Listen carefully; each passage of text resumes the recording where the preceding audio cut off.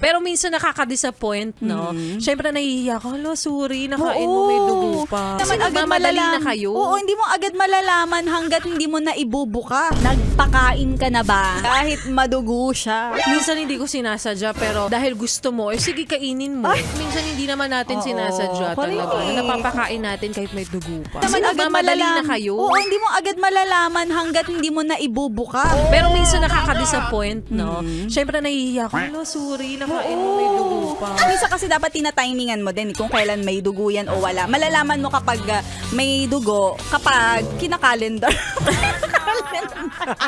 Kasi nga nagmamadali ka. Correct. Kapag halimbawang gusto mo na talagang ipakain agad-agad tapos nakalimutan mo, ay, sorry ha. Tapos wala ka ng panahon para i-check pa. May dugo pa pala. Hindi ko pala masyadong nalinis. Di, may iba kasi talaga na wala namang arte sa katawan. Kinakain nila kahit may dugo pa. Reaction pa nga nila, may dugo. It's okay, mahal kita.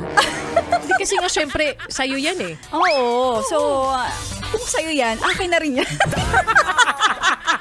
Ang pinag-uusapan natin ni Laika Barista, kung ikaw, nagluto ka, tapos hilaw. Oo, diba magkakaroon ng dugo-dugo? Like in chicken, pag bukas, may dugo pa. O, diba?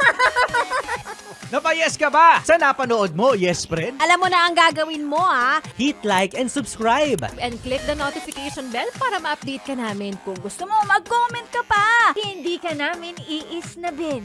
Go, yes, friend!